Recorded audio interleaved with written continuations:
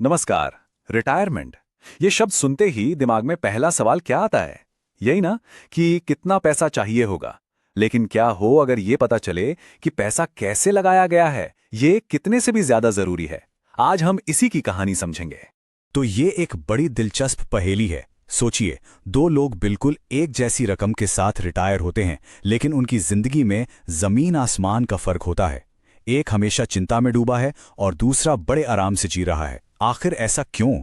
चलिए इस पहेली को सुलझाते हैं। चलिए मिलते हैं दो किरदारों से, सुरेश और रमेश।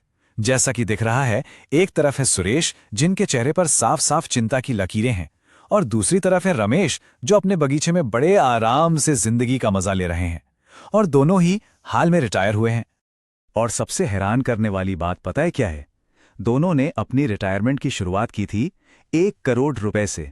जी हां, बिल्कुल सेम अमाउंट। कागज पर तो दोनों बराबर थे। तो फिर उनकी असल जिंदगी की कहानी में इतना बड़ा फर्क कैसे आ गया? ठीक है, तो अब जरा गहराई में चलते हैं और इस गुत्थी को सुलझाते हैं। सबसे पहले देखते हैं सुरेश की स्ट्रैटेजी को, जिसे वो एकदम सेफ मानकर चल रहे थे। सुरेश ने वही किया जो शायद हम में से ज्यादातर लोग करने की सोचते हैं। अपनी पूरी जिंदगी की मेहनत की कमाई कहाँ डाली? फिक्स्ड डिपॉजिट्स में, पुरानी सेविंग स्कीम्स में। उनका बस एक ही मकसद था कि जो मूलधन है, जो कैपिटल है, वो एकदम महफूज रहे। और सच कहूं तो सुनने में तो ये बिल्कुल सही लगता है ना? लेकिन यहीं पर वो सुरक्षा का भ्रम सामने आता है। जरा इस चार्ट को देखिए। एक तरफ महंगाई है जो 7% की रफ्तार से बढ़ रही है, मतलब हर चीज महंगी हो रही है। और दूसरी तरफ है उनका सेफ इन्वेस्टमेंट, जो उन्हें दे रहा है सिर्फ 6% का रिटर्न। इसका मतलब क्या हुआ? सीधा सीधा मतलब यह है कि हर साल उनकी दौलत असल में 1% घट रही है। पैसा सेफ नहीं है, वो तो धीरे धीरे कम हो रहा है। इसको ऐसे समझिए जैसे उनकी सारी बचत एक टूटी हुई बाल्टी में रखी हो, और इस बाल्टी से बूंद बूंद करके उनकी परचेजिंग पावर यानी खरीदने की ताकत बाहर निकल रही है। वो असल में ब्याज पर नहीं जी रहे, वो तो अपना घर चलाने के लिए धीरे धीरे अपनी जिंदगी भर की जमा पूंजी को ही खत्म कर रहे हैं। तो सवाल उठता है कि भाई रमेश इतना चैन से कैसे है? आखिर उसने ऐसा क्या अलग किया? जवाब छिपा है उनकी 2 पेड़ों की रणनीति में। चलिए अब इसका राज जानते हैं। देखिए, रमेश ने वो गलती नहीं की जो अक्सर लोग करते हैं।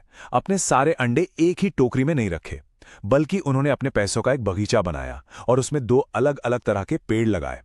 एक पेड़ था स्थिरता के लिए और दूसरा था ग्रोथ के लिए। अब देखते हैं ये काम कैसे करता है।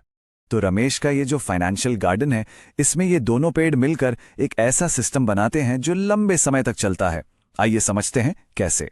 तो पहला है पानी की टंकी वाला पेड़। जैसा नाम से ही जाहिर है, ये पोर्टफोलियो का वो हिस्सा है जो सुरक्षा और स्थिरता देता है, मतलब एक सेफ्टी नेट।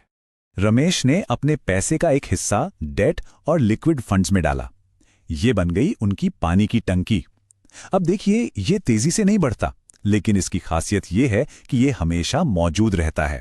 बाजार ऊपर जाए या नीचे, इस पर ज्यादा फर्क नहीं पड़ता। और इसी टंकी से उन्हें अगले 3 साल तक के अपने महीने के खर्चे मिलते रहते हैं। जाहिर है, इससे एक जबरदस्त मानसिक शांति मिलती है। अब आते हैं दूसरे और ज्यादा मजेदार हिस्से पर, फलों का पेड़। ये है उनके फाइनेंशियल गार्डन का ग्रोथ इंजन। अपना बाकी का पैसा उन्होंने लगाया डाइवर्सिफाइड इक्विटी म्यूचुअल फंड्स में, और बिल्कुल एक असली पेड़ की तरह इसे भी धूप और तूफान दोनों का सामना करना पड़ता है। मतलब मार्केट की वॉलेटिलिटी।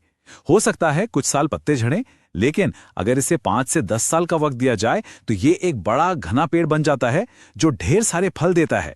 तो ठीक है, एक तरफ है स्थिर पानी की टंकी और दूसरी तरफ है बढ़ने वाला फलों का पेड़। लेकिन ये दोनों आपस में काम कैसे करते हैं? इन्हें जोड़ता कौन है? इसका जवाब है सिस्टमैटिक हार्वेस्ट, यानी एक सोची समझी फसल कटाई की ताकत। और ये प्रोसेस ना बहुत ही आसान है। देखिए, स्टेप 1, फलों का पेड़ समय के साथ बढ़ता है और एक अच्छी फसल देता है। स्टेप 2, रमेश उस पेड़ से जो एक्स्ट्रा फायदे हुए हैं, मतलब जो मुनाफा है, उसे काट लेते हैं। और फिर आता है स्टेप 3, वो इस कटी हुई फसल से अपनी पानी की टंकी को वापस भर देते हैं। बस इसी को कहते हैं सिस्टमैटिक विड्रॉल प्लान या SWP। इससे होता यह है कि उनकी पानी की टंकी हमेशा भरी रहती है और फलों के पेड़ को भी आराम से बढ़ने का पूरा मौका मिलता है। तो इस पूरी कहानी से हमें क्या सीख मिलती है? ये रिटायरमेंट को देखने का एक बिल्कुल नया तरीका है। बात सिर्फ पैसा बचाने की नहीं है, बल्कि अपने पैसे की खेती करने की है, उसे उगाने की है। और यही इस पूरी बातचीत का सबसे पावरफुल मैसेज है कि रिटायरमेंट जिंदगी का वो पड़ाव नहीं होना चाहिए जहां बस पैसों की चिंता हो। नहीं, ये तो आपकी फसल काटने का मौसम होना चाहिए, वो समय जब आप अपनी जिंदगी भर की मेहनत के मीठे फल का मजा लें। तो जाते जाते बस एक सवाल कि जो पैसा है वो बस यूं ही बचाकर रखा हुआ है, या उसे एक बगीचे की तरह लगाया गया है ताकि वो बढ़े और भविष्य में फल दे। क्योंकि पैसे को सिर्फ बचाना काफी नहीं है, उसे समझदारी से बढ़ाना जरूरी है।